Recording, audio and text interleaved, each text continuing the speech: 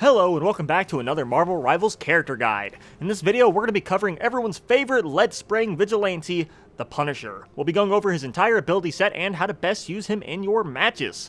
But remember, if you enjoyed this video or find it helpful, please leave a like and subscribe to the channel to let me know that you want more guides like this and that you're enjoying the content. Now let's begin. Before we get into his abilities, let's go over his passive, which is Warrior's Gaze. Basically, for 3 seconds after an enemy breaks line of sight with the Punisher, he can still see them. For 3 seconds and up to 30 meters away, because it does have a range, you can see enemies through walls once they break line of sight from you.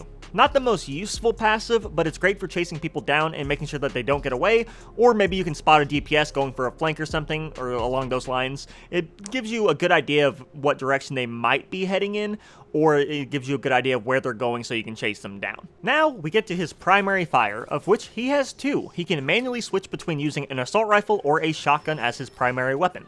The assault rifle does 18 damage per round, has a fire rate of 10 rounds per second, and a magazine capacity of 30 rounds. It's your go-to weapon for mid and long range engagements. You're going to be melting people at mid-range if you land your shots, and even faster if you land a couple headshots.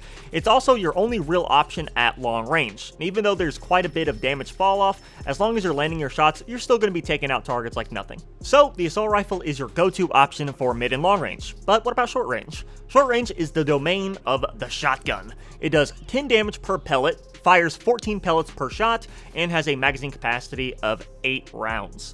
If you land every pellet, you deal 140 damage per shot, and that's not even a headshot. You can absolutely melt DPS or supports at close range in 2 to 3 shots, depending on how many pellets hit and, how accurate you are. And it can deal with tanks pretty swiftly. You may still need some help, but yeah, the shotgun is a tank destroyer. Just remember to really only use it at close range, since the pellet spread is quite large and the range really isn't that far. So when at long range or at mid range, use the assault rifle, and when they get close or it's a melee character going after you, switch to the shotgun and take them out with that. His first ability, his shift, is Vantage Connection. When pressed, the Punisher will fire out a zipline that will attach to the surface you shot it at. Then the Punisher will zip across his line at a fast speed, covering quite a bit of distance. I feel like this ability is pretty self-explanatory, but there are a few important things to note. For starters, the max range of the zipline is 35 meters. Next, at the end of the zipline, it will actually launch the Punisher up a little bit. This lets you reach higher places than you normally wouldn't, because that extra little boost, can help you get on that ledge that maybe the zipline couldn't reach, or maybe it was at an angle that you couldn't shoot it at. But the little boost, definitely helpful. Remember that you have it. Then, finally, it can be shot up to 160 degrees, so you can fire it upwards to get to the high ground, but, there is a limit. And it has a cooldown of 20 seconds. The next ability is his right-click Scourge Grenade. When pressed, the Punisher will fire a smoke grenade in an arc. When it hits the ground, it will detonate and leave behind a cloud of smoke for a few seconds. It also has a cooldown time of 8 seconds. And once again, this one is pretty self-explanatory, but has a couple of unique factors that actually make it pretty good, like way better than you would think on surface level. For starters, it actually deals damage. It does 45 damage on impact, so if someone is running from you and they're really low and you need to reload, or you just need a quick final bit of damage, here you go. 45 damage as long as you hit them. Next, when fired, it actually launches the Punisher backwards 9 meters. This is huge. With this 9-meter launch back, you can fire your smoke grenade to actually dodge attacks or reach places you normally couldn't. You can fire the grenade to get out of the way of a Jeff or Psylocke ult, or you can actually look down and fire it at the ground to launch yourself upwards. So you can actually normally jump in the air, then fire your smoke grenade at your feet to launch yourself up even higher and get to that higher ground that you need to get to lay down some hate, or to set up your next ability, which is his E ability, Culling Turret. When pressed, the Punisher will deploy and hop onto a giant turret. The turret fires exploding rounds that deal 12 damage on hit and 12 on impact, fires 200 rounds total, and has a total health of 600 before being destroyed. This works exactly how you think it does. You deploy the turret, hop on, and let her rip until you either run out of ammo, it gets destroyed, or they shoot you off the back of it. Which, yes, that can happen. If someone gets behind you or flanks you, they can shoot you off the turret and kill you. So, try to deploy the turret in a good vantage point or a spot where you think it's going to be hard for the enemies to flank you, but is also a good spot where you can still fire into the enemy team. The projectiles explode on impact, so you can even hit people around corners if they're, hugging the quarter pretty closely, or hit multiple enemies if they're grouped up. It's a great damage tool, but risky because you lose all of your movement. So be mindful of where you put it, when you pull it out, and if anyone on the enemy team can easily flank you. Then finally, we have his ultimate, Final Judgment. When pressed, the Punisher will pull out 2 Gatling Gatling guns and shoulder-mounted rocket launchers, and then for the next 10 seconds, the Punisher can fire unlimited bullets and rockets and destroy anything in his wake. You deal massive damage during your ultimate and can chew through teams if you use it at the right time.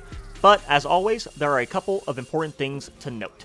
For starters, the Punisher's ultimate is one of the rare ones that cannot be interrupted. It is completely CC or crowd control immune. Once you press the ability button, it is for sure going off unless you die, which is kind of the one big problem. You don't get any health or defenses when you're using your ult, so yes, you melt everything, but if the enemy team focuses you or you don't have any healers, you're gonna die very quickly.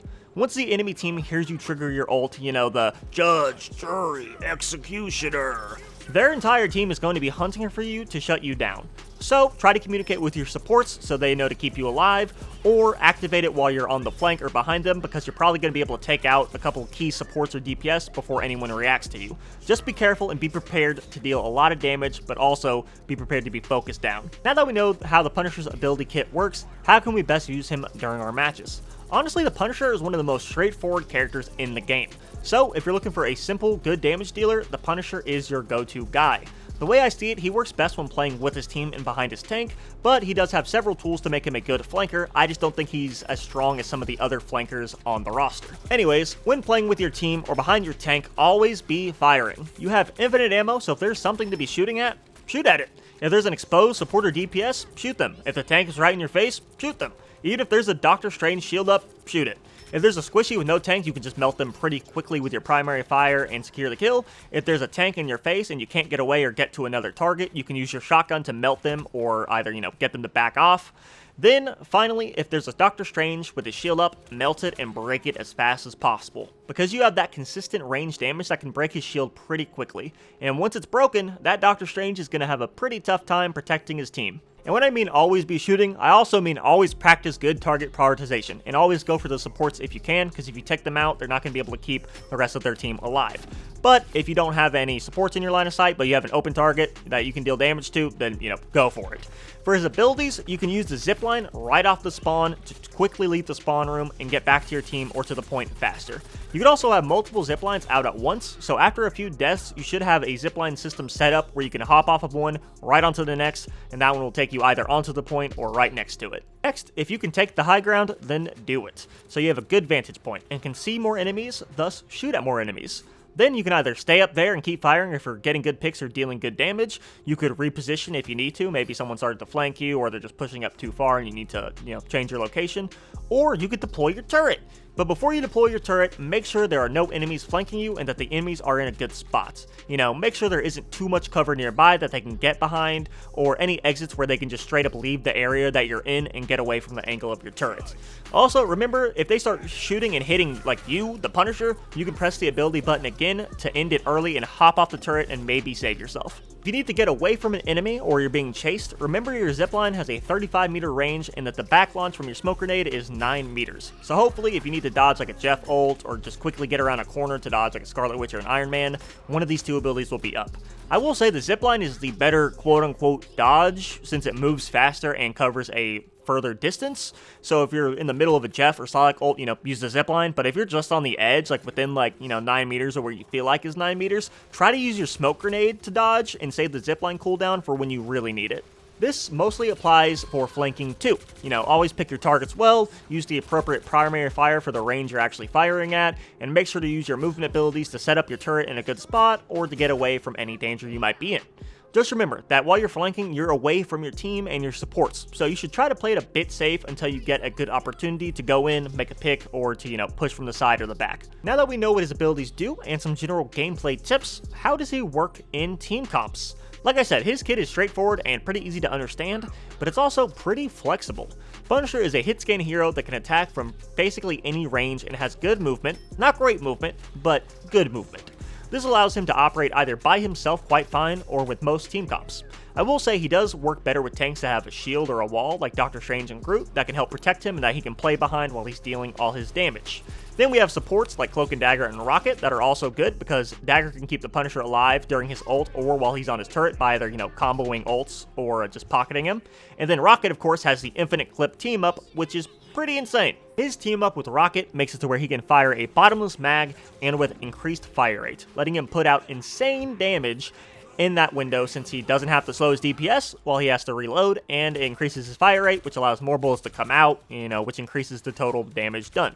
If placed right, this team up can prevent pushes or just quickly wipe out a team that is out of position or not really organized. Then we have the counters, who can counter the Punisher. Characters that can either shut him down quickly or characters that can maneuver around him better. Characters like Hawkeye and Hela just do insane damage, which means they can just shut him down quickly, whether he's at an vantage point, on his turret, or during his ultimate. Nothing feels worse than popping your ultimate as the Punisher and then getting 1 to 2 tapped by one of these two, effectively just wasting your entire ult. Then melee characters like Spider-Man and Black Panther are just hard to hit. Sure, they do take a huge risk going into close range with the Punisher due to the insane damage that his shotgun does, but if he can't hit you, he can't kill you. And Spider-Man has his pull and web swinging, while Black Panther has a ton of dashes, making them harder for the Punisher to pin down. Sure, this is more of a player-by-player basis type of thing because, some Punishers are just going to have that insane aim and just flick on you, but I think against the majority of players, if you dive the Punisher with a high movement characters, you can probably make the pick. And that's going to be it for this video. I want to hear from you all. Do you like the Punisher? What can I do to make these guides better? And which character should I cover next? I don't know, so let me know down in the comments below. If you enjoyed the video and you want to see more Marvel Rivals guides and gameplay, please consider leaving a like and subscribing to the channel. Also, if you want to see me do VOD reviews, check out the description and pinned comment down below for a link to my community Discord server where I'm trying to get all that stuff going. There will also be a link to my Twitch channel there where you can watch me play live. And that's it. I'm Zululix, and I'll see you in the next video.